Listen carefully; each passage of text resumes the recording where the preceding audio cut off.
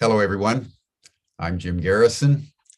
In the spirit of the trees, in the spirit of living nature, of which we are an integral part, with deep gratitude to all the generations before us that have led us to the present moment, I want to welcome you to this session of Humanity Rising. One of the themes that we've been developing since we started actually back in May of 2020, over 2 years ago, is the need for all of us to rise together, for humanity to rise together at this very critical moment in the human journey, where we're afflicted by all kinds of challenges ranging from global warming now to the war in Ukraine, economic and political instability. And during the last several years, as we've noted, and I'm sure all of you know, the mental, emotional, psychological, and physical health of people everywhere has not only been under assault, but the data shows that we're all suffering internally because of the stresses all around us. One of the things we want to delve into today is how, under current circumstances, we can generate the internal energy and intention for peak performance. Peak performance is generally relegated to sports and entertainment, where isolated individuals reach a certain level of peak performance and everyone marvels at that capacity. But the world being the way it is, the time has come for all of us everywhere to understand that peak performance is something that we can not only do, but we must do in order for us to generate the internal coherence and the navigation skills to traverse an increasingly turbulent external environment. So today we want to engage in this dialogue and exploration of what peak performance means for all of us in our everyday life. Before we dive into that very complex but empowering domain, let us pause, as we always do as we begin our Humanity Rising sessions. Center ourselves in our bodies for just a moment. Take a deep breath, close your eyes if you can, and place your attention on your heart. And for the next minute, listen to your heartbeat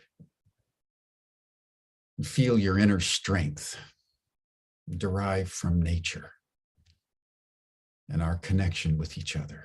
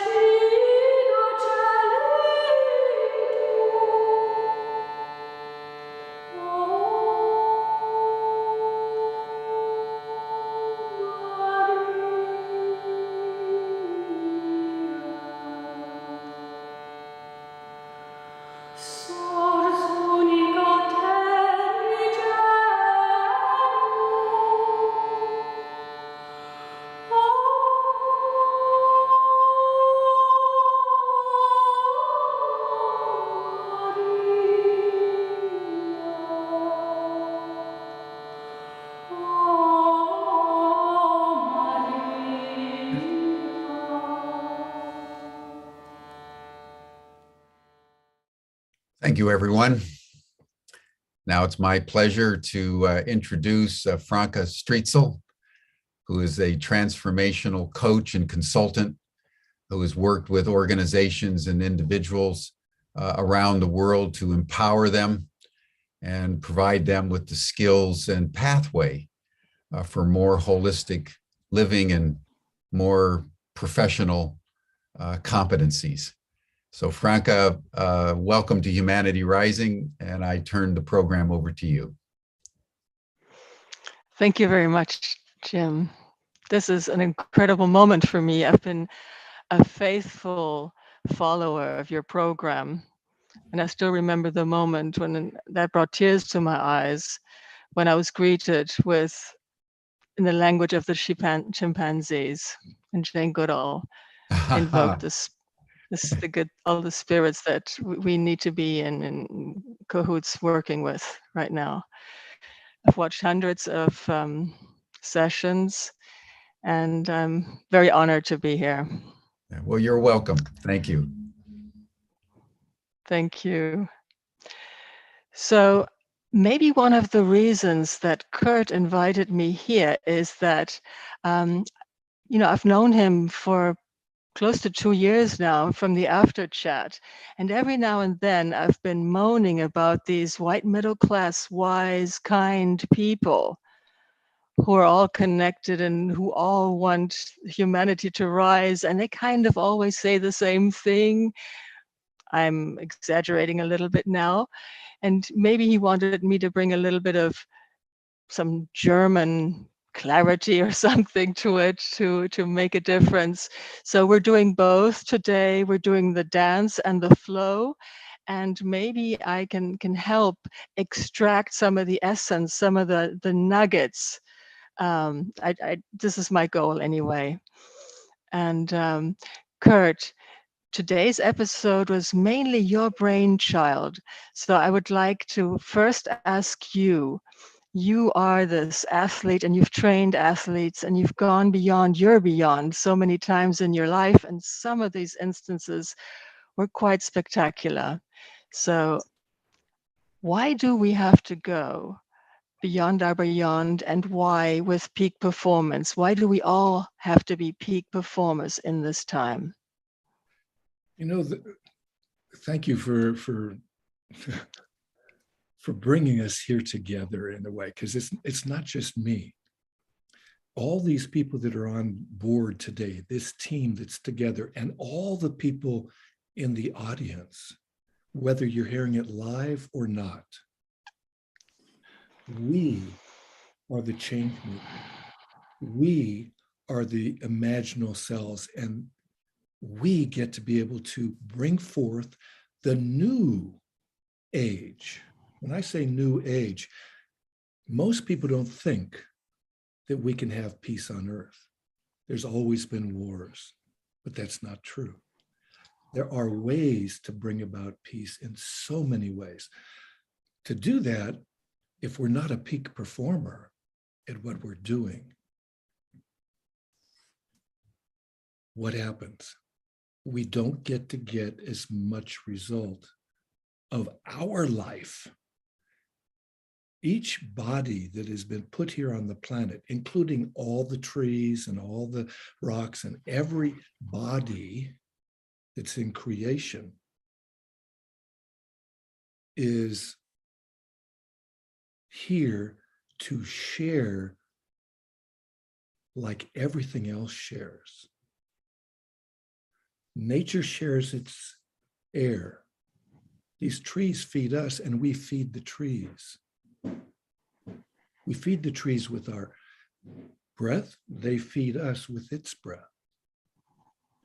The soil is the same. When we take care of others who may be down and out, who may be homeless or starving, why is it that people in the world are starving when there's so much food wasted? It's all an attitude. It's all what people focus upon. And when we focus on what we want, we get it. For me, I started out, like was mentioned, an athlete. And I learned ways to be able to become better and better.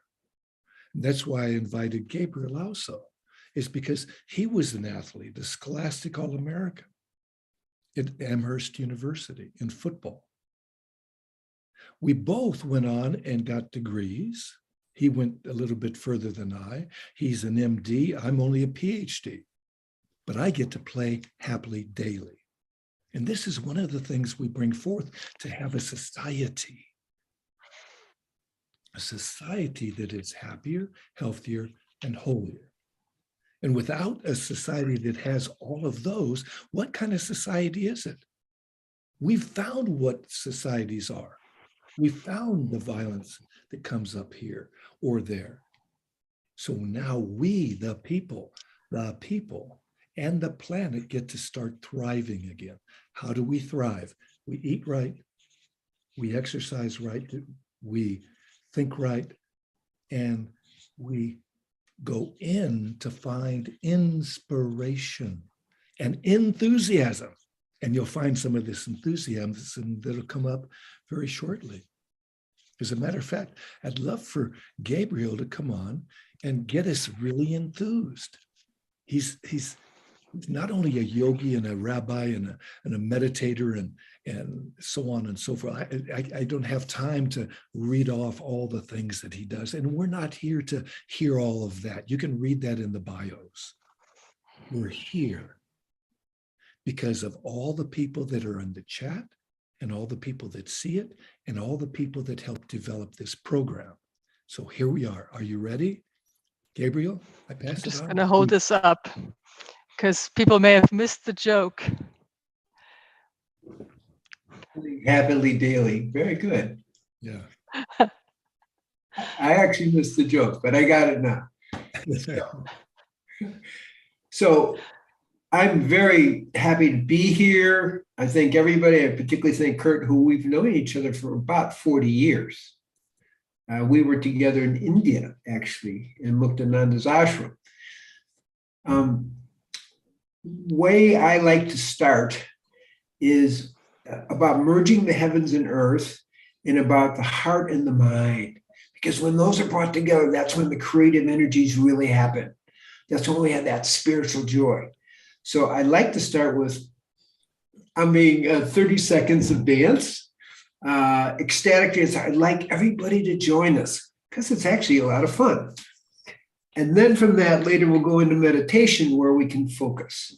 So we'll start with a little ecstatic dance, which is the way I like to start. And it's all about moving any way you feel, but getting all movement happening as best you can and how you feel. Yeah. In bed, if you can't do it because you're in bed, twitch your arms, twitch your legs, do what you can, but move.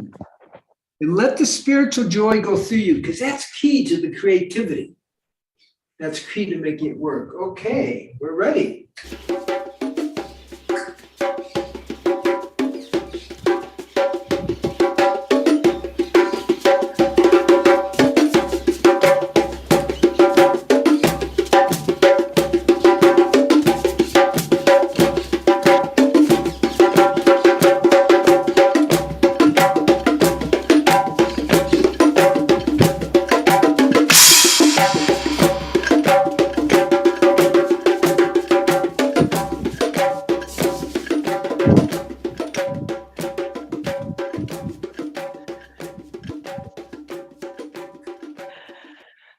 Okay.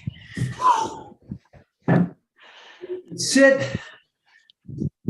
I want to interject a little bit real quickly, because this is what we do with the Watusi jump too. We get people moving to be able to open up all their learning centers. Wow. Yeah. All the learning centers are open now. Go ahead, Gabriel. And the spiritual center is emerging heavens and earth. So that's really key, because when you merge, you get grounded, but you're also reaching to the heavens. So my experience is not exactly the same, and it's very much the same. I just don't think about it. So when I was 1 and I was 1943 dying of TB, I got a message from mother. I love you. You're going to live. There was no medication at that time. And of course, obviously, I'm here. So I lived. But what I learned from that is the power we have to positively affect each other.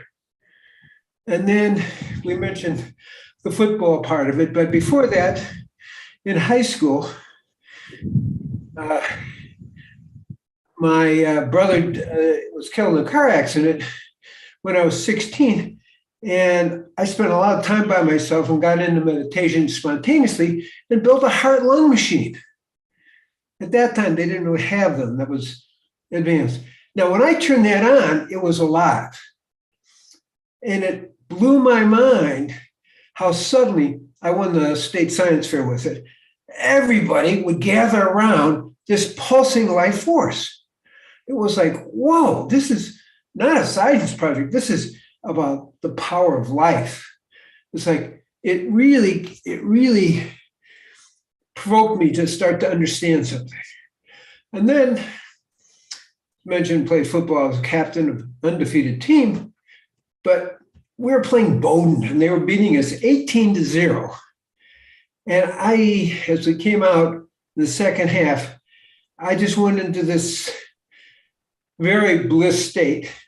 And there was this tremendous flow of energy. We won 19-18 with 6 seconds to go. But what happened is the whole team energetically got involved. It was a unique team experience. There's no question about it.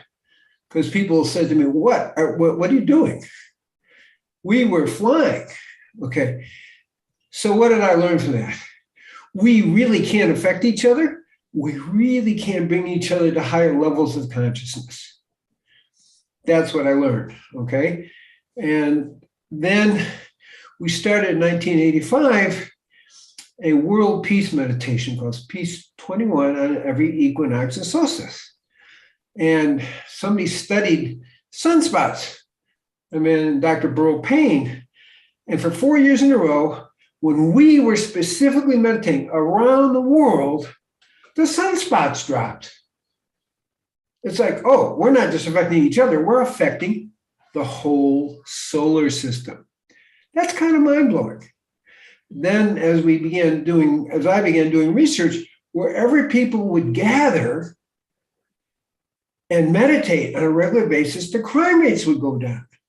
In Rhode Island, when a few hundred meditators came in, the crime rates went down 43%. People said that's a fluke. They came back the next year and it went down 49%. Maybe it's not a fluke. So we're tuning into the global mind and the global consciousness. And we, through the power of meditation, as I was just explaining, can affect that.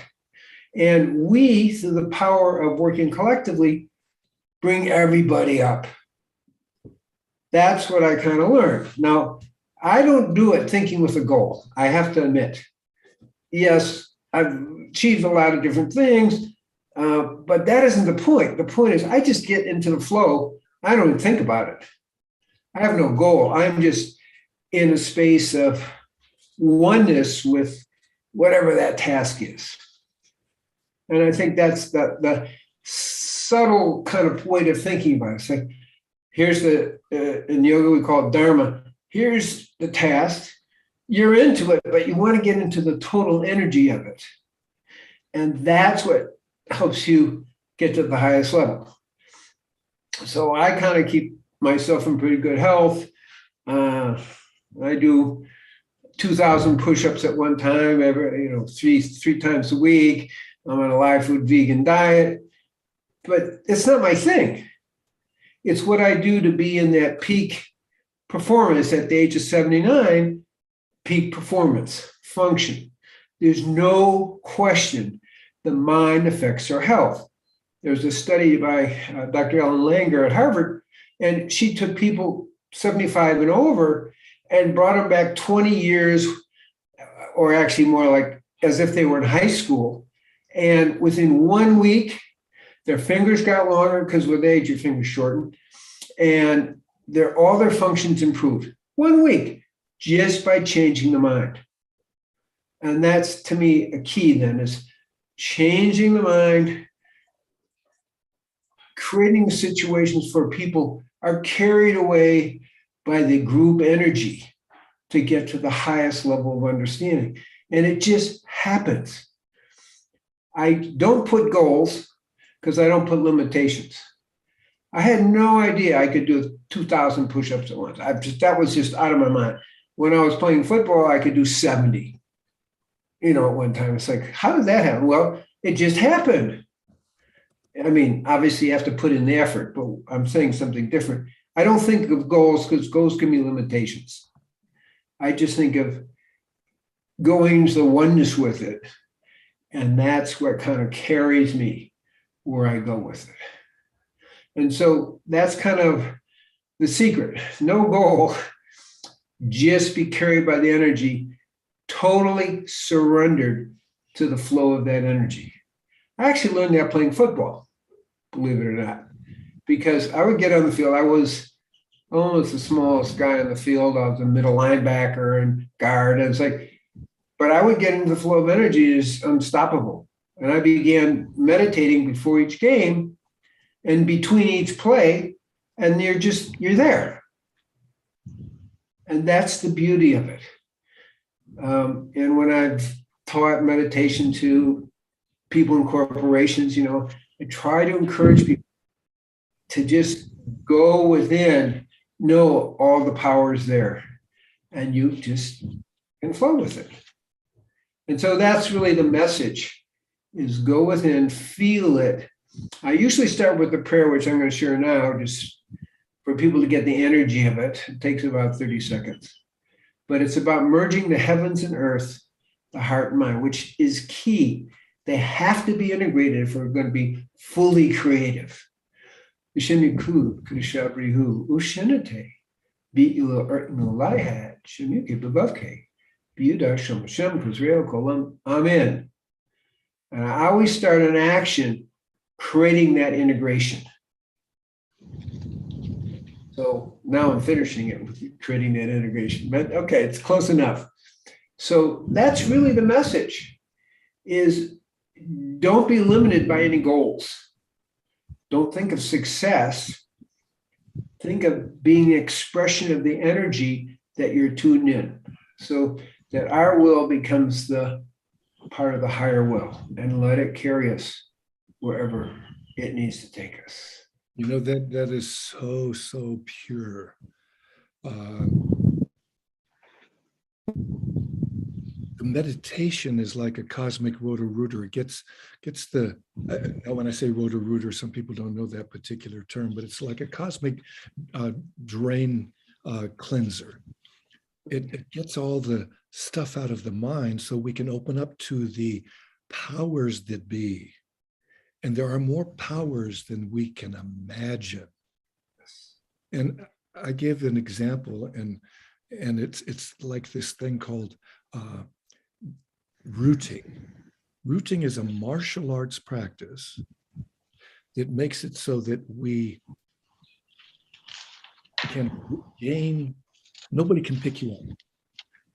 I read a master's degree study in 1980.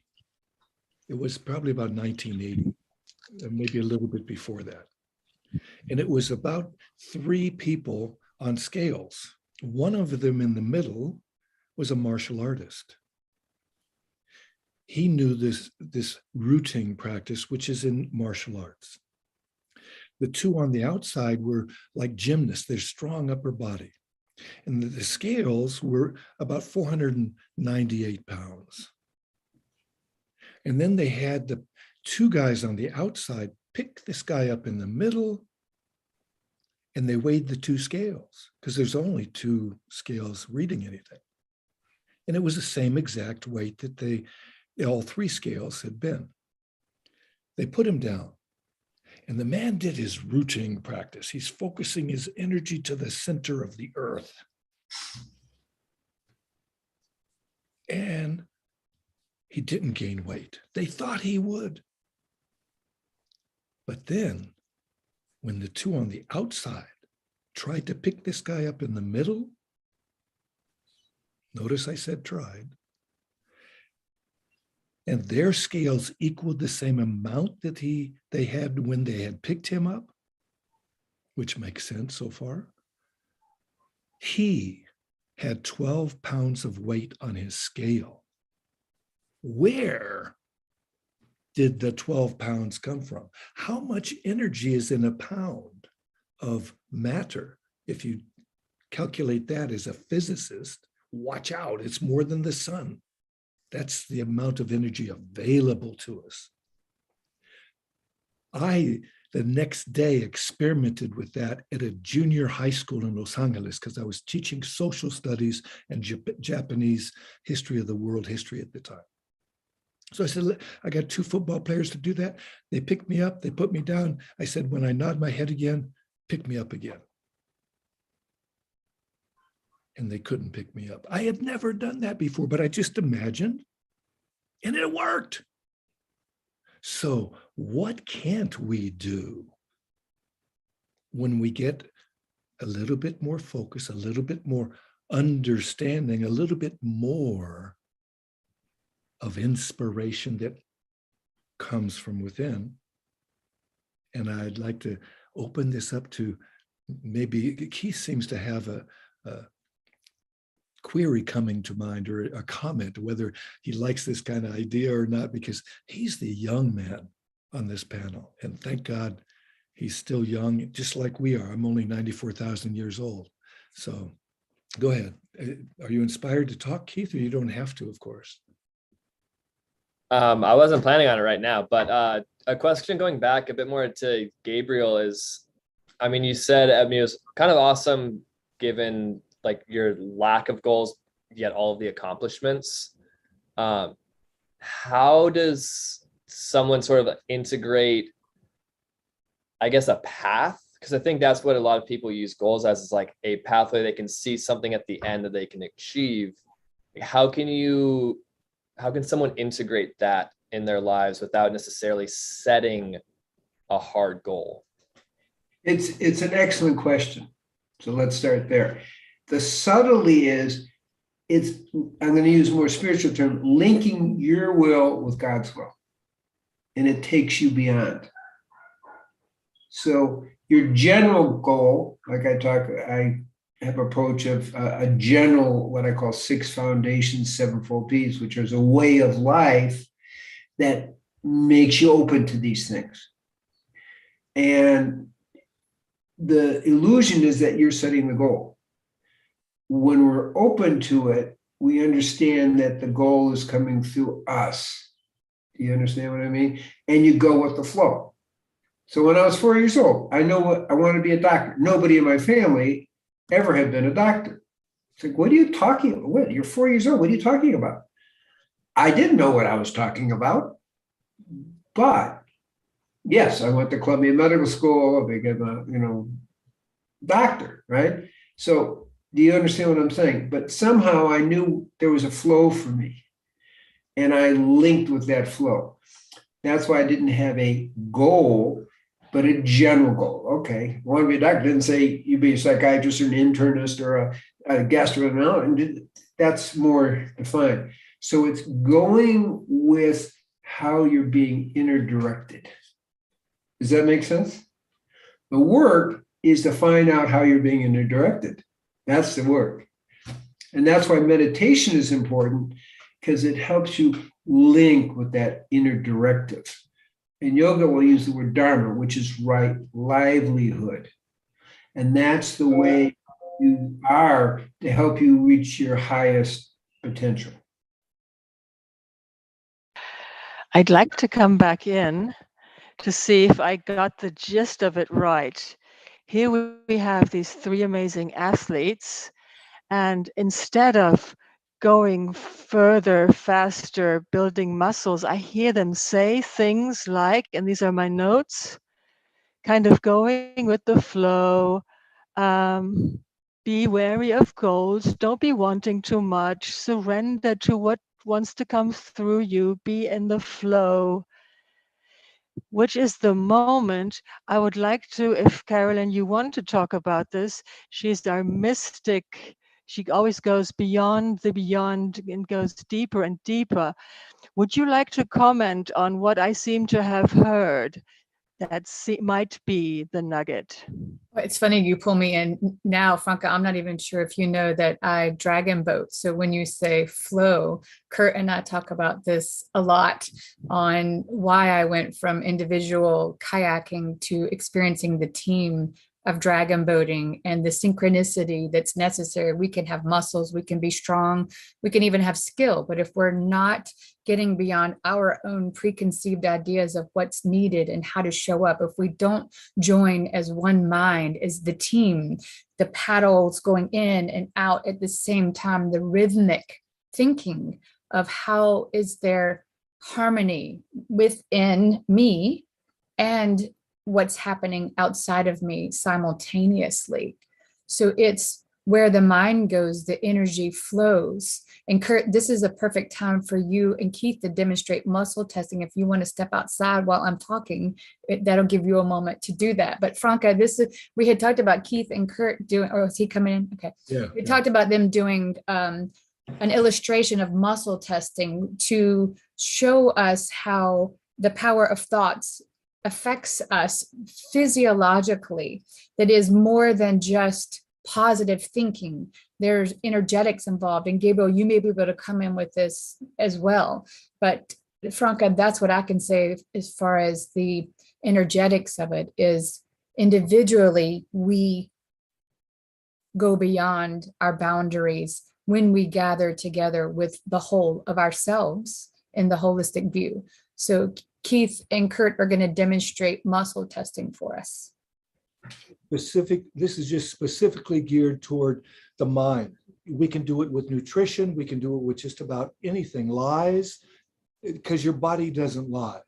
And so we're going to do a simple thing. He's going to hold his strong arm out to the side and his hand at his thymus. The thymus is one hand below in the center of the chest, about 2 inches below that. That's where the thymus gland is. It's part of the endocrine system. It's a modulator of your basic endocrine system and energy. So strong arm out. Say, I am strong, I'm strong. I'm strong, I'm strong, I'm strong. Okay, so I can lean and my knee is off the ground and I'm leaning and I'm pushing. Now, he's going to say the opposite. And he's going to stay strong. But he's going to say the opposite. Are you ready? I'm weak, I'm weak, I'm weak. That is a quick and easy demonstration. I'll sit down here real quickly because I did this in the Olympics village in Seoul, Korea, after I'd made my presentation on fitness for the 21st century.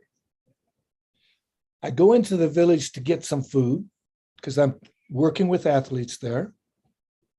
And I'm waiting for this food. And there's a guy about 6'5", 250 pounds or so behind me. I said, oh, you look pretty strong. Are you? He says, yeah. I said, what do you do? He's a rower from America. Thank God we could talk. So I said, would you do this?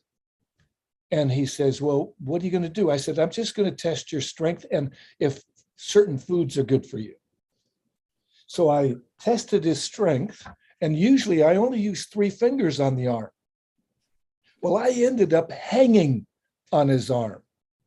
And he says, what are you going to do now? Looking at me hanging there. And I said, okay. I picked up a packet of sugar. And here's where we get into the expertise of Dr. Cousins. He holds this packet and I say, just ask yourself, is this good for me? And hold your arm out and stay strong. And he did that, except he didn't stay strong. His arm went down as fast as his mouth. I said, okay, thank you, give me that. I replaced it with honey. Honey is a natural sugar. It assimilates into your body in a different way. He holds it there, asked the same question, and he stayed strong. I could hang on his arm again, and so on and so forth. It deals with lies. It deals with, quote, bad words, and so on. So this simple muscle testing, there's a book called Your Body Doesn't Lie. Real simple book. And Gabriel can always talk about much more than that. But I'm going to go back into the other side and let Keith sit here. And thank you so much. Keith, Kurt, something that comes up, and Gabriel, I'm not sure what your exposure is to this, but something that comes to mind is Kurt and I have also done a program on biomimicry. And it makes me think of going beyond yourself. There's so many things that illustrates on centering, grounding, but also becoming aware of what's at play, what is operating, what is our operating system that's in the background with our thoughts and preconceived ideas and projections of ourselves and of what is, and where are we aligning. So it's, as Keith was showing, I am weak, I am weak, I am weak. What does that do on a cellular level? That are we aligned with the energetics? And how can we become aware of what's operating? And then how do we go beyond? How do we invite ourselves to utilize the energetics of alignment, of strength, of our physical strength and our cooperative, collective? Gabriel, what would you like to share? Well, there are two things. I mentioned about the football game. We were behind 18-0. And in the second half, we became one unified whole. And as one unified whole, we were unstoppable. And to me, that's the important message here, because that's what we can do with humanity now, is become one unified whole. Now, how much do you need? 1%, square root of 1%? Not a lot, as Margaret Mead said. A small group of people can change the world. So that's in the outer. But there's also an inner direction. And what I'm going to call, there's levels to the body. And I'm just going to make the point that with meditation, I was able to have 2 hernia repairs without anesthetic. It drove the doctors crazy, but you can go to a place where your sense system disappears, literally pain-free. And yoga, it's called pratyahara. But the point I'm making is internals that we can shift our perception so that we don't have a pain body temporarily. So we can go either direction, outside, unified in that bigger way, or inside at the different levels that take us beyond just the physical body. They're both about going beyond the physical body. But no, it's both directions. Yeah, and the concept of nutrition, of not just food. Franca, you're muted if you're trying to. Oh, sorry. Yeah. I would just, before we go on to nutrition, I would like to, there seem to be 2 concepts. I'd really like to harvest them. One was going outside and really be in that unified field or something like that. You were unbeatable. What was the score, Gabriel? Yeah, and we won 19-18, but we were down 18-0. 18-0. And it's when you did this, you were unstoppable. So this is when the whole team was unstoppable. We became a unified team.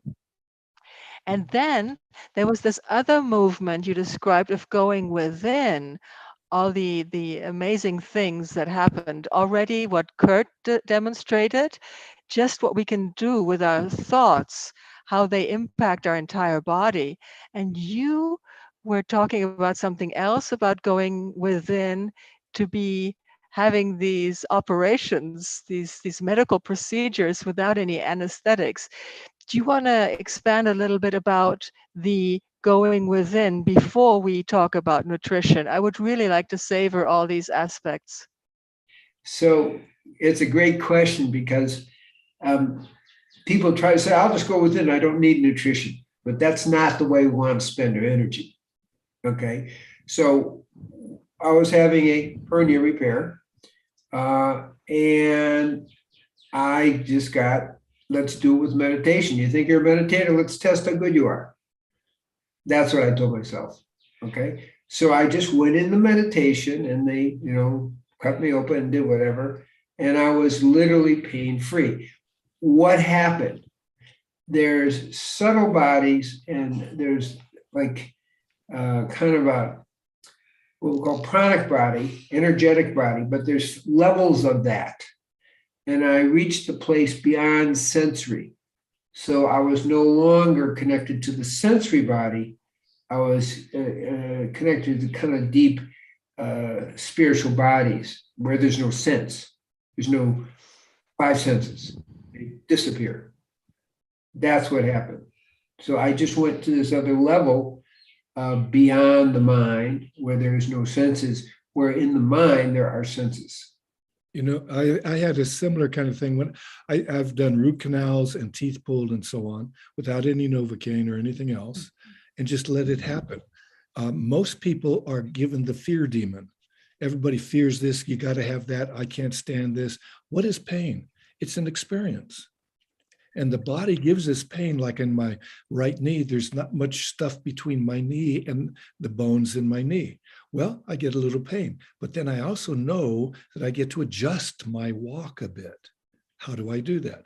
It gives me a clue. I don't have to buy into too much of that pain.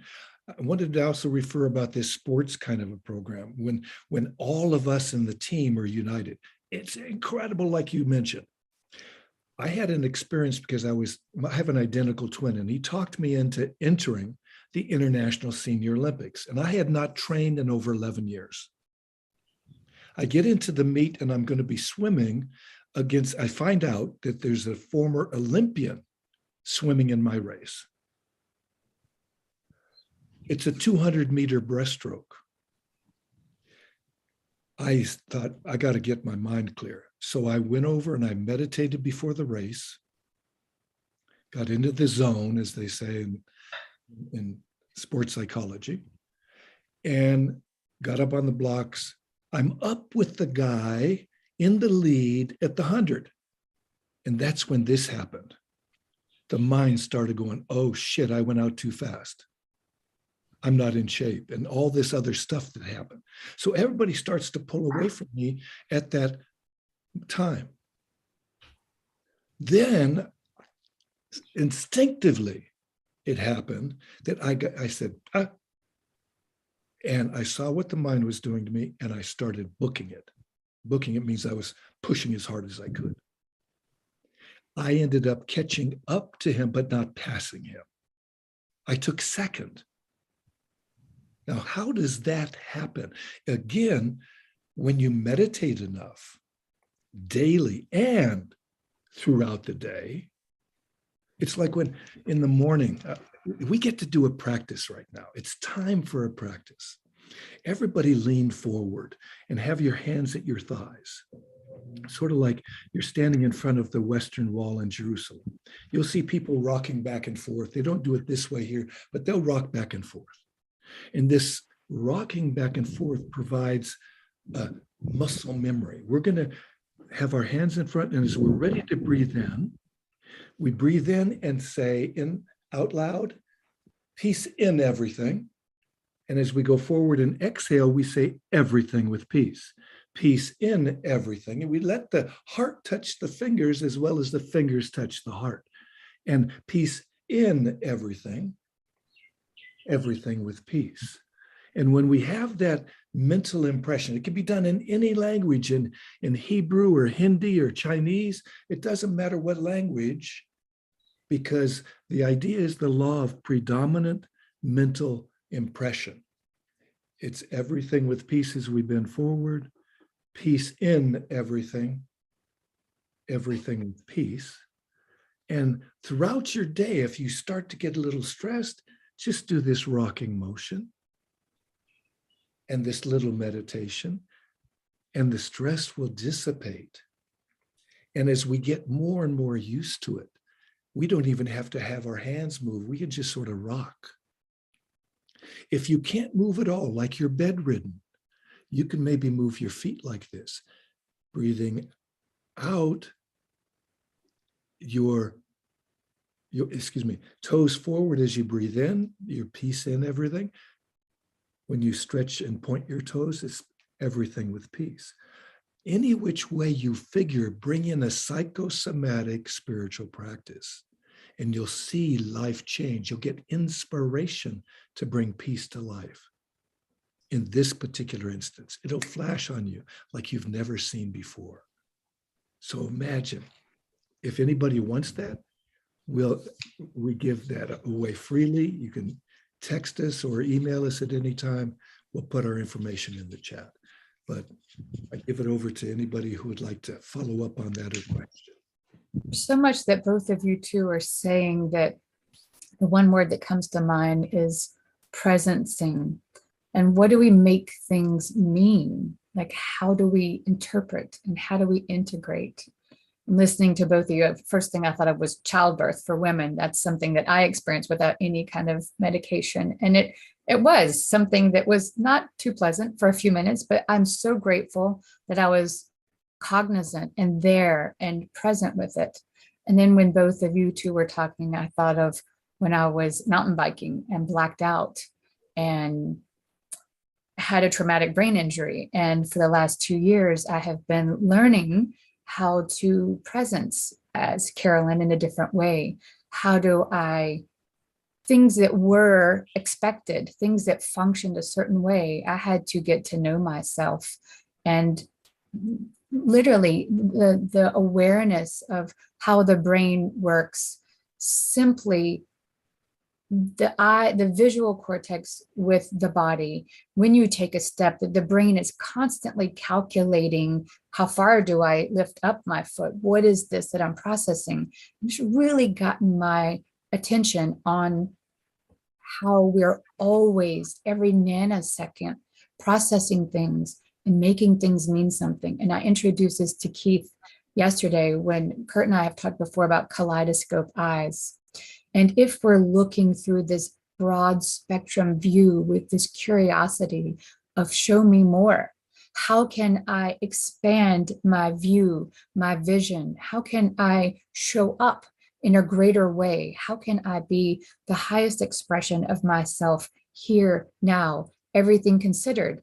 And that doesn't always mean good, positive vibes. For me, recovery the last 2 years, and even when I'm dragon boating, sometimes I can feel that my brain isn't in sync with my body. I can feel me telling my arm to move and there's a slight delay. All of those things have really gotten my attention on how that's true everywhere, all the time. And when we invite ourselves to step back a bit and become more intimately in contact with how we're interfacing with the world, how we can go beyond where we are in this moment.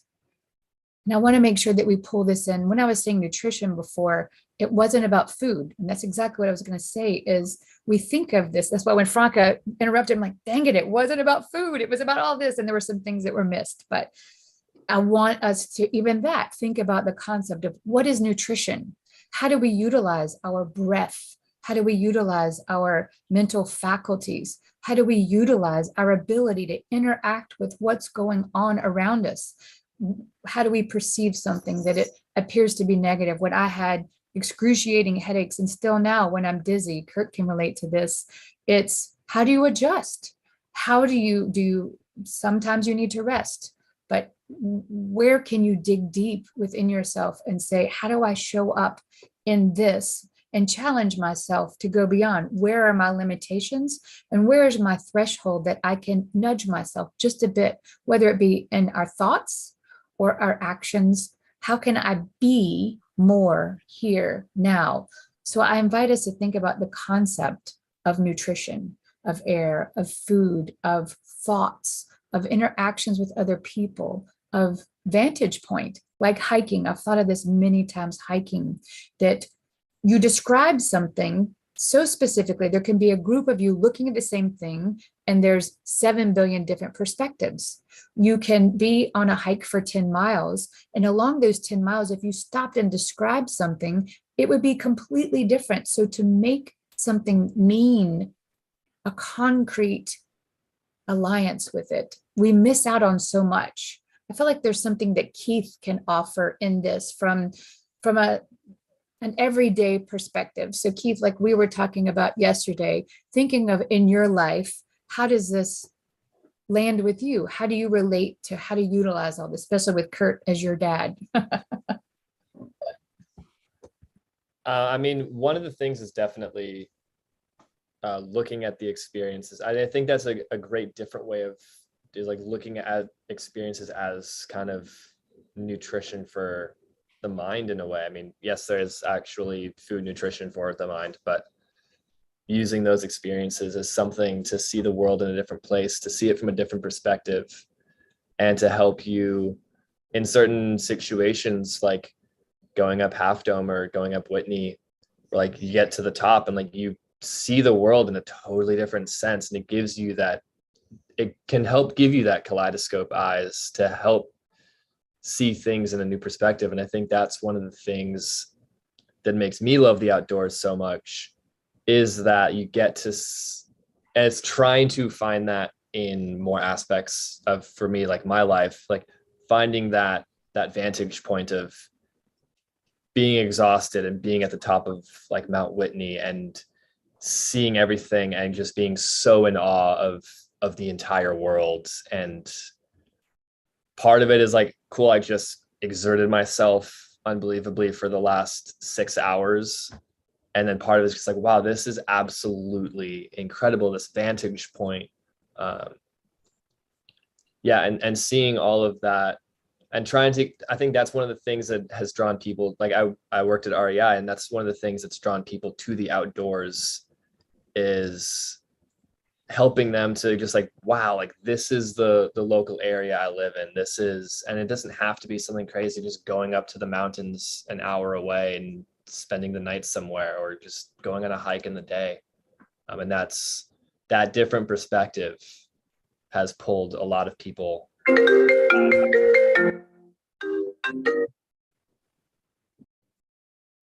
That's perfect, Keith, because I went hiking Mount Mitchell 6 hours this past Sunday, and that's exactly what I was thinking. The nourishment that I was receiving, the physical endurance of the gratitude that I had for being able to do it, but just looking around with the lushness, that was part of my nourishment. My food for the day was looking at this whole ecosphere that was contributing to who I am that day. And all the vantage points, whether I'm in the woods and seeing the majesty of the biomimicry feeding me, feeding itself, all of the interdependency, when we can get beyond the myopic view of projection of me, the me, and what I think, we can see all that's collaborating with us. And Kurt, this feels like a great time to pull in biomimicry, and not just what we can get from nature. And Keith, by all means, with you being at REI and hiking and all that, chime in. But this concept of biomimicry, where nature echoes back to us. What I always want to integrate with biomimicry is, how do we include the human aspect in that? How do we see ourselves, not for nature being an example for us, but for a reminder of that which we are, how to activate and regenerate our nature, capital N, our essence, how we formulate together, like Keith and I were saying, is even hiking. How do we be one with our nature by utilizing the way nature models for us? So Kurt or Keith or Gabriel. I may say something, because there's a few things I want to say. First, we walked up at the end of a 7-day fast up Mount Shasta. Usually it takes 2 days. So we did it just straight, 3 a.m, right to the top. What happened for me was I became one with the mountain and took on the strength of the mountain. So it was kind of a unity experience with the mountain. It wasn't an outer, let's say, view of things, if that makes sense. Yes. So that's what powered me. I mean, I have to admit, the last 50 years I had to crawl. I was only one of 3 people to make it to the top. Didn't matter. I was one with it. So that was the first thing, is really having that oneness experience with the mountain, the power of the mountain. Okay. there's a Ayurvedic herb called Shilajit, which takes some of the energy of the mountain. It's in it. It's the power of the mountain. So that's what I experienced in that way.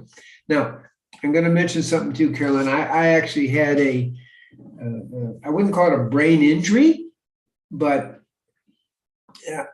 I was born with what we call an AV anastomosis, where the arteries and veins don't have capillaries in between. And usually in your 30s, it blows and you could die or different things. But at 59, it happened. And, within a day, I couldn't feel my right arm, couldn't feel my right leg. And it was a very interesting experience. I just happened to be in New York City at the time. So I went to Columbia PNS and they did all they did. And they kept looking at me strangely, like, how are you walking around? Your left side of your head is filled with blood. You should not be walking around. It's like, well, I'm walking around, sorry. And so and then they have to be tied off. You have to go in and tie it off. But the point is, it took me a year post-surgery to really come back to be on. Now, the key for me is I didn't have the expectation that I wouldn't get even beyond what I was doing, because I was giving it obviously attention. Well, I can feel my right arm, right leg, all that came into focus. It took about a year for everything. So that's kind of the message is that my expectation of what was going to happen was not exactly what the medical field thought was going to be their expectation. And I remember flying an airplane talking to this neurosurgeon who I didn't know, just a passenger. He said, I just can't believe what you're talking about. Nobody does that. And the point I'm making is it's just, that's right. I'm relating to what you're saying. So all these things grew back and developed alternate pathways, for the bigger picture. So that's what was exciting, just to hear you talking about it, because you really can do it. Absolutely. And it's the fascinating thing for me is absolutely I've had to show up in a different way. And some days it's really inconvenient or uncomfortable and it was painful for months. And there's still executive function things. But the biggest thing, and I hear you saying it too, is the gift that I received in it, rather than feeling sorry for myself and feeling limited, was I became more acquainted with me because I had to get to know me in a way that was different than how I functioned before. I couldn't expect something to be. I had to show up wholly in the moment that was present right now, here. What can I do today to not even rebuild, but to be more of me, to be all of me, to reach my capacity today? How can I be kind and compassionate while nudging myself into more? And anytime you have something traumatic or physical happen, it's an opportunity to go, okay, breathe and be, and then how do I nudge myself into beyond this? And we don't have to wait for that. That's what we're all here inviting everybody to do today, is how do you take the whole of life, each moment, the ones that feel joyful and celebrate those, and the ones that feel like a challenge, and show up with that to say, what can I learn from this? What's the gift here? How can I build upon this? Yeah, so it's good.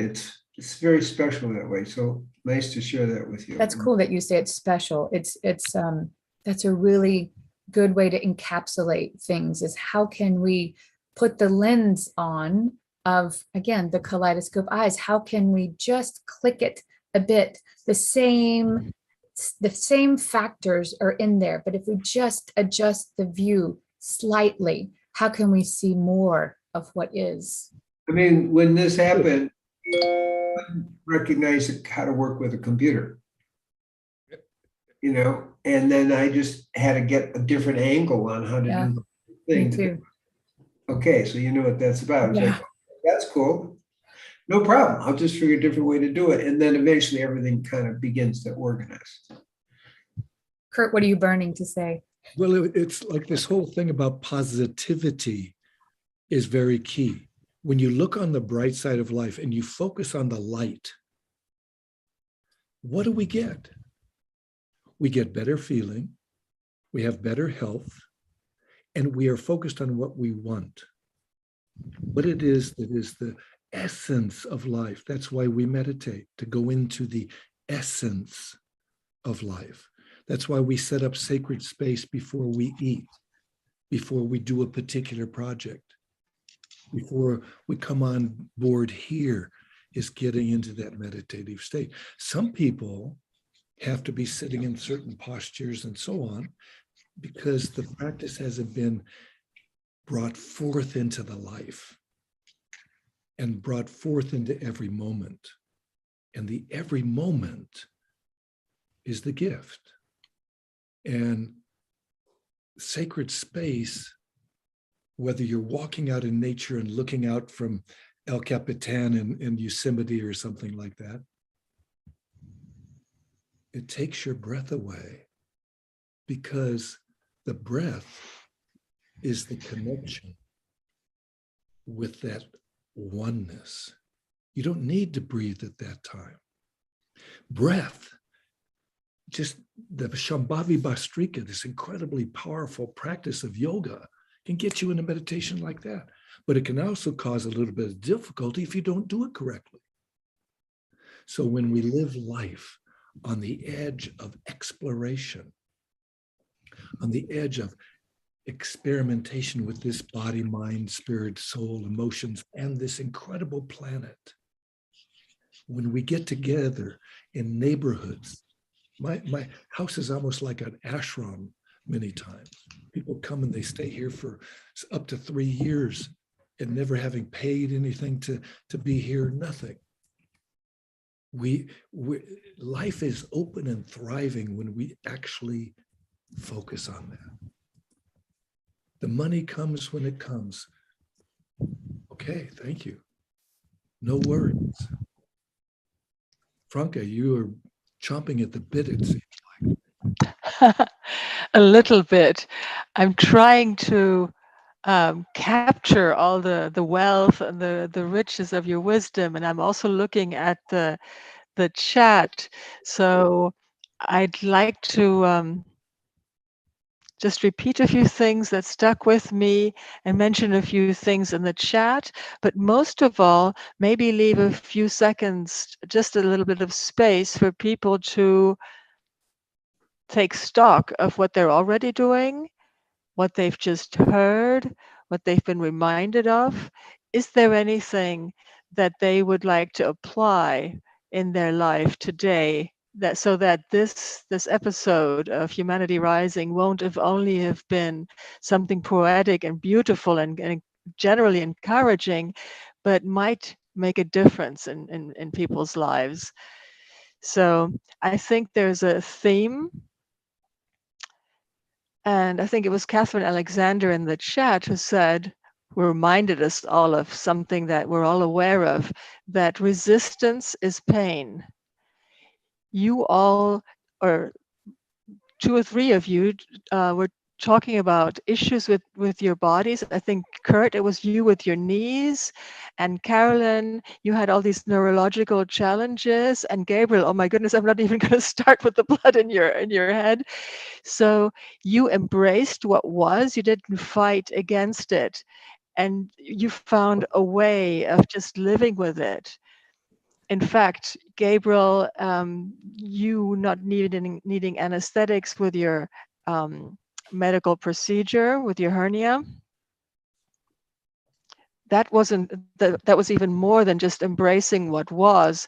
It was going beyond the senses. So I just wrote down a few things that stuck with me. Like the craziest thing to me was, oh my goodness, the crazy form of biomimicry. Are you kidding me, Gabriel? You channeled, or you soaked up the strength of the mountain. Are you kidding me? Did I get this right? Oh, that's exactly right. Now that's Mount Shasta. It's a big mountain. Oh my. And I And know people live in it. There's a whole story about Mount Shasta. So I don't yes, know. Would you yes, connect that with the story? Or did you channel all the beings that supposedly or whatever live in the mountain? Is that the strength you drew from, I you can't reckon? that much detail. Took on the strength of the mountain. I'm not unaware that there are people inside and below. And maybe that was part of it too. I can't answer that. All I know is I took on mountain strength as I was climbing. I felt empowered. It's not, I know what you're saying, Franca. I've been to Mount Shasta also. So it's unique because it's just one. But when I went to the Tetons, it was the same, but yet different. And Kurt can relate to this because he was just at the Tetons. So when Gabriel's saying that, the way I relate to is that taking on the strength means you feel the universal energy, the whole life force, you become that, not even one with it. You recognize that you are that. And that's what propels you. So for me, that's how I live life. It's not just the hike. It is each breath you take that in. And Gabriel, I hear you saying that, but when we're in the experience of the Tetons or Mount Shasta or something that doesn't have to be monumental, because I remember standing at Mount Shasta and just observing it, that feeling it.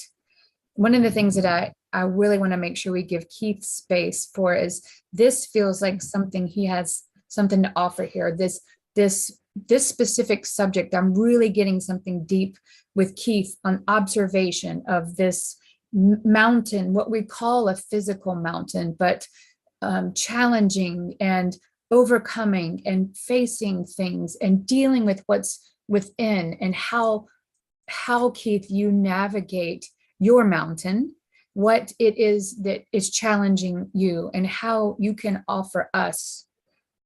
The word observations keep coming up, and it's not your observations of this, is how does Keith observe himself? How is Keith utilizing those mental practices that we haven't covered all of those yet? But how do you, partially from your dad, partially from your mom, partially from the individuality of taking all of, and I say that because of what's without, what you've been taught, how you've been raised, society, but also the essence of Keith in this concept of climbing the mountain and challenges and bringing the life force in, and whatever it is that you're faced with, how do you move through it? How do you meet yourself there to really presence in kindness and compassion and nudging yourself? Share with us, please. Yeah, I mean, that's a lot. I think one of the things, my experience going up Whitney the other year, we did the Mountaineers route in a day and did the whole thing in a day. And there were so many different experiences just on that one expedition where we didn't do some things right.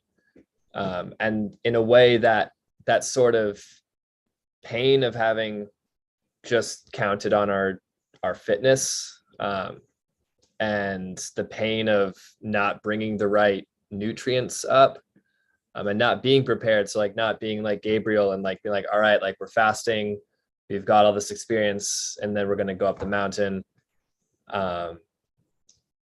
In a way, that kind of negative experience of not having eaten the right food in any way, shape, or form, not having been able to rest, allowed us, especially at certain times, to kind of be one with the mountain more and kind of experience it more, and give myself and my buddies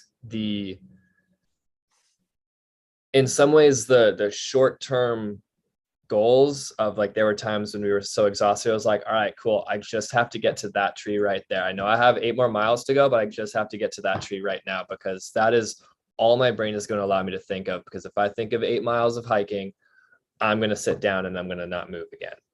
And then at times that would kind of go away. You become more one. Like I'd be able to focus my breathing more. I'd be able to focus my mind a bit more. And then you can go further without thinking about it as much, and not having that goal necessarily. Just like, all right, cool. No, we're just going, we're flowing. And yeah. And then bringing kind of like my dad's and Gabriel. I know Gabriel's an expert in like the field of actual nutrition. And that's something that I know all of us realized is so incredibly valuable for our bodies, to just like having exerted ourselves so much, we really saw the value of actual good nutrition, instead of like, if it's throughout the day, throughout the week, you can kind of eat what you want, drink what you want. At certain points, it'll all kind of balance out and it's all fine. But when you're at kind of more of a peak exertion time, that's when you really notice like, oh, I probably shouldn't have eaten that one little bar that might have given me a lot of calories or might have given me a lot of short-term energy. But 5 minutes after I had the energy, 7 minutes later, I was feeling crappy again. And just, yeah, I think that focusing the mind, being able to acknowledge when it's running, because like I cannot meditate. I have tried multiple times of like traditional sit down, just focus the mind, don't do anything. Not for me. My brain does not slow down. But what I found is there's forms of meditation where it's not sitting and making nothing in my head. It's sitting and focusing my thought. Not And even sitting, the hiking. that I can do, That's yeah. one of the things that's really valuable that you just said. I want people to understand this word meditation doesn't mean sitting quietly with your eyes closed. It's a living meditation. Yeah. So Keith and Gabriel, and all four of us, it's being in nature and even exerting yourself, that is a form of meditation also. And if that's what works for you, try it that way. There are two things, Keith, that you said that feel really important for people to see: nutrition, but also choices. You said something about the food that you ate, the choices, what did you give your attention to? But another thing that I relate to completely is setting up, okay, just make it to that tree. In our mind, whatever it is, don't say, and I like the 15 or 20 mile days, you're like, okay, that's not the goal. The goal is to be here now. The goal is to get there. Okay, cool. I can go more. I can do more. I can, so I am. I can, so I am. It feels valuable, Keith, for you to take what you just said, and there's principles of how you show up. Bring it down for us in a granular level. How does Keith apply that to everyday common things? How can we, this audience and each of us, remember how to apply those things, not just with its external or big things, every decision we're making, when it's at work, when we're figuring out how to respond to traffic? How do you take those, just this tree, or, okay, it matters. It matters the decisions I'm making. How do you take that to a granular level? I think, especially given that day, it's making those smaller decisions with that higher just purpose, kind of like Gabriel was talking about. Just like, all right, this is either bettering my thoughts or it's bettering me physically, but then also at the same time, not focusing on it to the detriment of yourself. So like, example, like during that hike, when we realized, cool, all we did was focus on calories, protein, and that was pretty much all we focused on, but all we ended up eating was protein, sugar, and sodium. That was all we ate basically. And you could feel like, all right, cool, this feels crappy. I know not to do this again. And not beating ourselves up over it. We just realized, all right, this is a mistake, and now we just work through it, and not focusing on, if you make not necessarily a mistake, just you don't make the best decision, being able to acknowledge that and work with that, and then the next time you have an opportunity, not making that same decision again. Yeah. So balance and reflection, introspection, like how can I use this and apply it, use it as an overlayment in life. And just listening to yourself, being able to listen and see either how you feel or how you are thinking, and being able to work with that. And if you need to change it. Simple watching the mind, watching that mind do what you're the witness of the mind. Most people don't know there's two forms of samadhi. Samadhi is the deepest state of meditation. The first one is nirvikalpa samadhi. That's where there is absolutely no thoughts. You are experiencing the cosmos, consciousness, however you want to term it. The other one is the opposite in regard to brainwave activity. But the experience is the exact same. The brainwave activity, you're watching this play of consciousness, but not caught up in it. You're seeing your mind think this and do that. And this body climbing Mount Shasta, that's over 14,000 feet. Mount Whitney is the highest mountain in the contiguous United States. You don't walk up and down that easily, but it can be done when we are in that simple state, that simple, pure state of either witness state of consciousness, Sahaj Samadhi as it's called, or Nirvikalpa Samadhi. We could spend hours and days, Gabriel and I, talking about these incredible experiences that have happened with these bodies because of where we were put on the planet and what we got to play with. And that's going to be actually a program we're going to have in Humanity Rising in July 29th, is on laughter, humor, Joyful. happiness, and play. How do we make that part of every life? Like Gabriel got us up and dancing. And if we do get to dance and we let go, because we don't normally let go, you're probably in your own room. You could let go if you chose to, and make your hands fly up here and down here and all around here and twist around and shout and all that good stuff with good music. We can do that. So yeah, Gabriel wanted to offer us a meditation, and Kurt, having you said that, it feels like and honoring what Franca was saying of us having a moment to just integrate and taste all of these yummy tidbits that we've been offered. So Gabriel really wanted to offer us a meditation. So now would be awesome, Gabriel, where we can breathe in all of this and just be present together before we go to the closing. It's perfect, but I have one little thing to say before we go to closing, is what we've been saying is the assumptions of the mind. So if people think with age, I'm going to get weaker, less flexible, stiff, that's where you go. If with age, and this is the paradigm I'm sharing with people, here I am in my 80th year, okay? My paradigm is, hey, with age, I'm getting wiser, stronger, more flexible. When I played football, I couldn't cross my legs. Now I can sit in full lotus. So it's a totally different orientation. And that directs the mind. And it creates the results. So that's just the one very, very big thing for people to get, the audience to get, is look at your assumptions. Okay. One little thing about meditation, with each year, we lose 1% of the brain.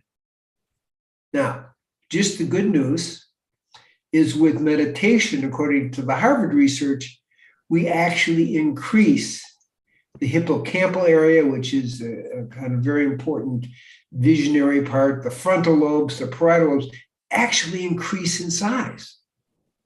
So, and we also know that people who meditate for at least 5 years have a physiology that's 15 years younger. So I'm just throwing those out before we go into meditation, because those are very useful thought forms to take on to help us expand and get better and more joyful with chronological age. So, Gabriel, I have to interrupt you because I'm so distracted by it. Did you say you were 80? I'm in my 80th year. I had my birthday Okay. in my 80th year. I'm not 80 yet. I'm going into the 80th year. And you're getting stronger, so you're getting wiser. What else was your intention? How are you programming yourself to produce this kind of result? It's an overall expectation that each year I'm getting stronger, more flexible, and wiser. Okay, and more endurance too. So I don't think about it. But my track record for myself is when I was 60, I could do 600 push-ups. That's how I mark my progress. And now it's 2,000 at one time. It's like, how did that happen?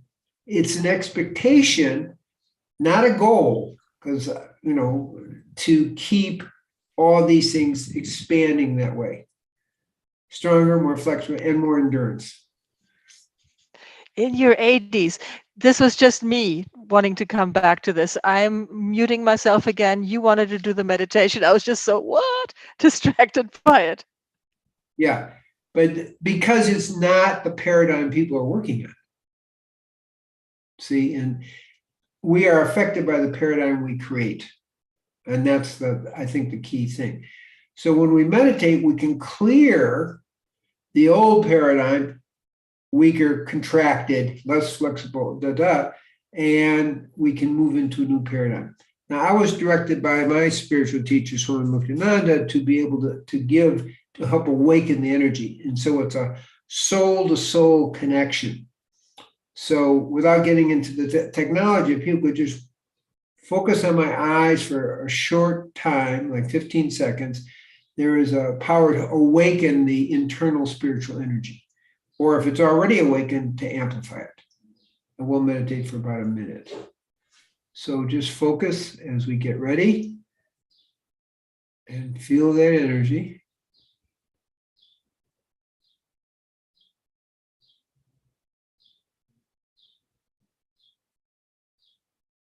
And then we'll go into meditation with a yod, first letter out of the nothing. Yod.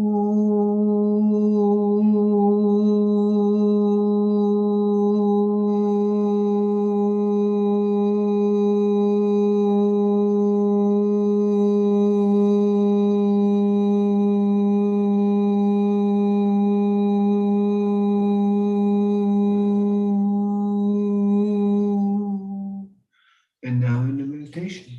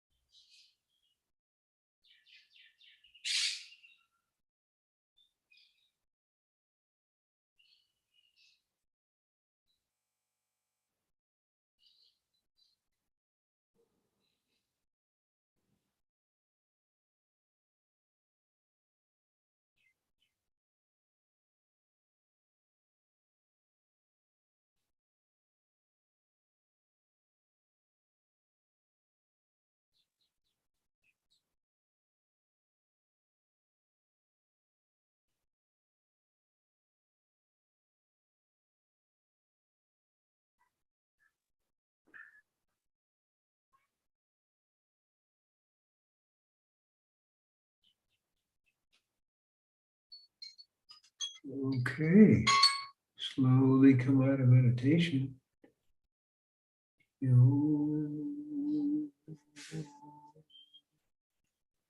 Okay, welcome back, everybody. Good. Beautiful. Everybody seems to be smiling. It's good.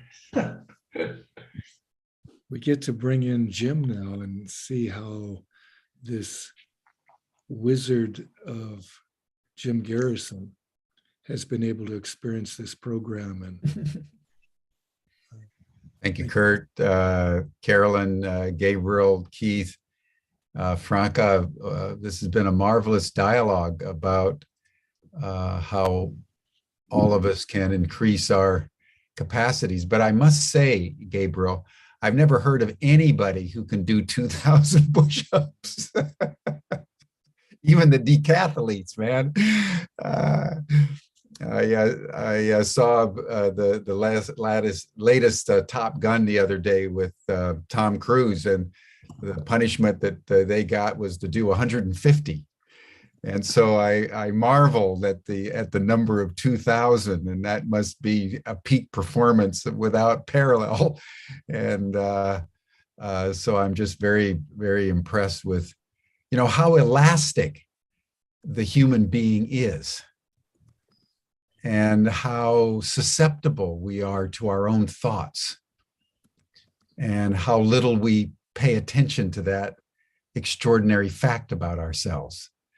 And so, when you think about the world, and part of me was just wondering how we could apply, these points of peak performance and the power of intention and surrender, to the general world situation in which we find ourselves. I don't know, Gabriel, whether you would have any comment on that, whether, the other side of peak performance, at one level being really intensely personal and interior about, how we climb a mountain or how we do what we do. But then the other side of that coin is how do we affect our external environment in a way that positively impacts, general situations or relationships or anything else like that. I just wondered, do you have any comment on that?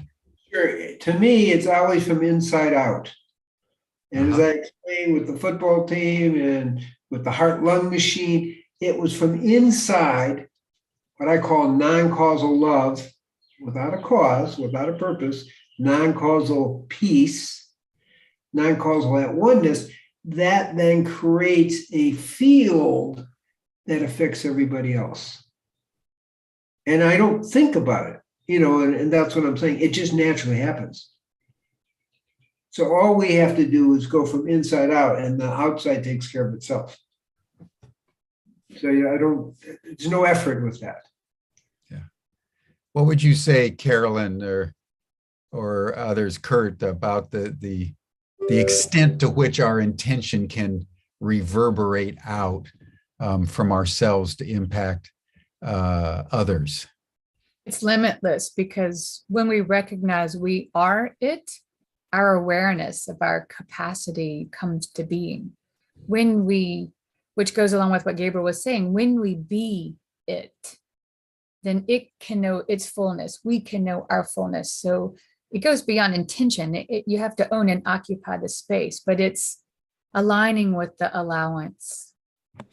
I'd like to bring up one thing that was brought up in the chat, and it wasn't covered at all. And it's a striking query by Karen Ball. And she says, how do systemic injustices interact with autopoiesis? If we suggest that we can find a way to live with anything, does that not give the powers to be and out to take responsibility for social injustices? Yeah, that's what triggered my question. I was framing it more generally, but that's a very good question. Thank you.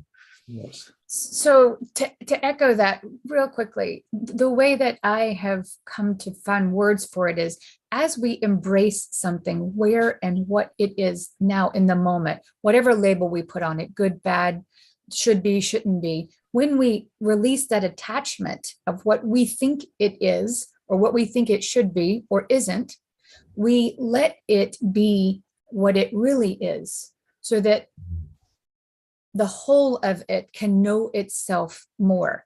As we know thyself, know the world, heal thyself, heal the world, as we're willing to see more of the spectrum of the kaleidoscope eyes, the lens is broader, then everything can know more of itself, because we're not contracting it. We're not restricting the vision. We are giving the broad stroke to all that is. We're giving it space to be, which means we're giving ourselves space to be all that we are.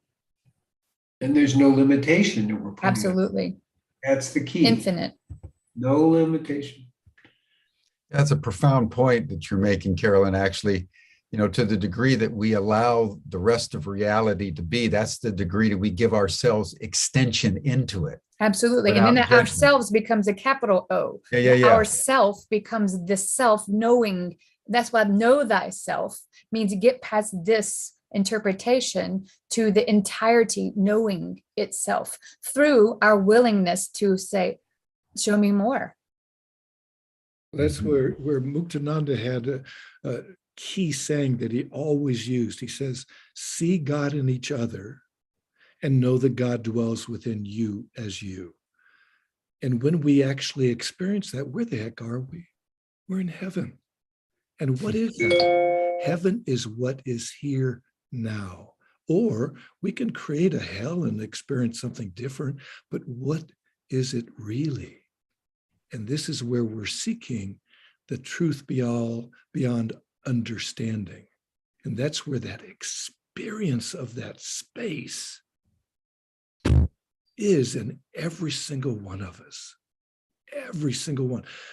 To tune in is the key, to see it. Thank you.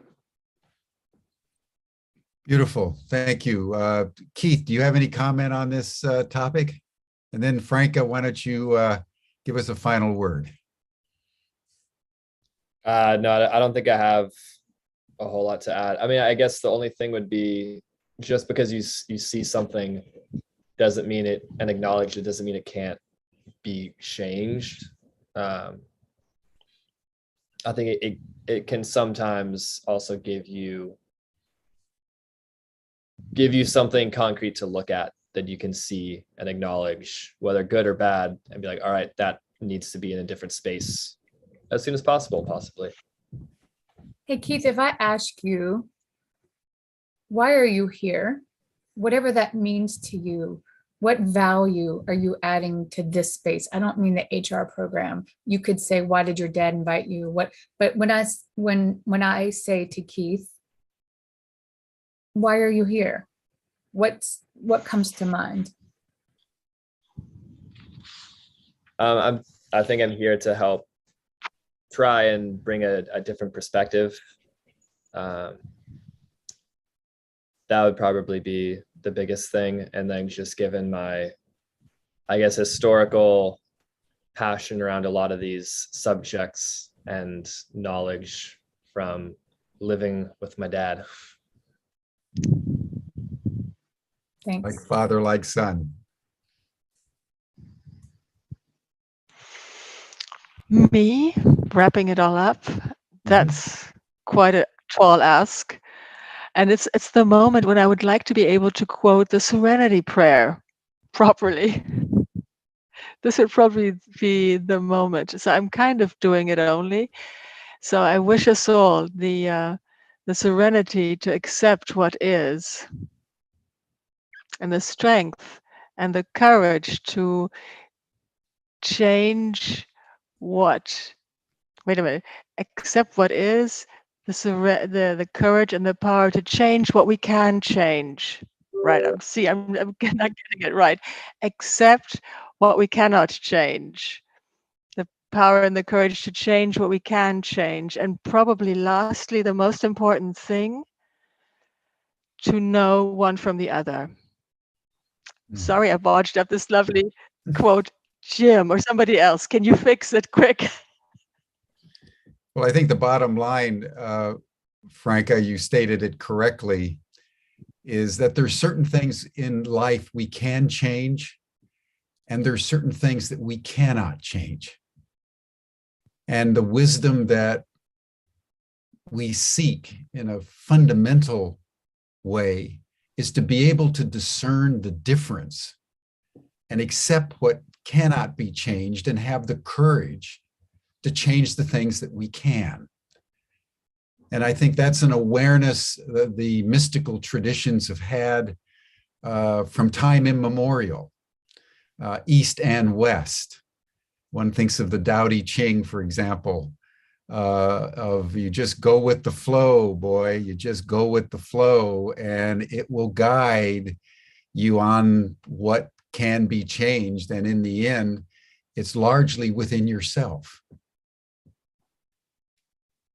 And the Stoics had the same very fundamental teaching, that the art of philosophy was to discern the distinction between what cannot be altered, over which you have no control, and what can. And in the end, what they said was the only domain is your own internal response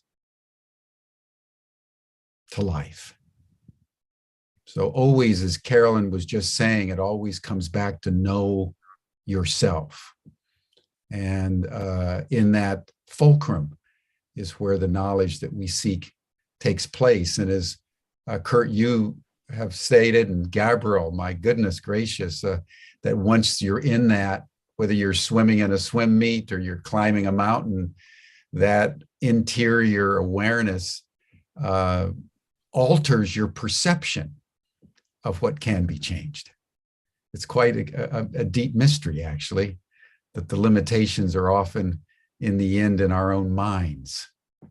And to change our minds is to change the external reality. So thank you, Franca, for moderating. Thank you, Kurt, Keith, Carolyn, Gabrielle. This has been a marvelous dialogue, and I deeply appreciate it, as have the people in the chat group, and I hope our global audience. That will bring us to a close for today, everyone. You're all welcome to the after session chat group. You'll see the link in the chat box. We'll visit this same issue tomorrow with a woman who spent many years with Stan Groff and has experimented with an unbelievable array of techniques for how you approach the mystery of self-awareness. So that'll be tomorrow on Humanity Rising. Thank you all for your attention today. That brings us to a close. Thank you, everyone. We'll see you here again tomorrow, same time, same station. Bye for now. Peace. Thanks, Jim. Peace. Thanks to everyone.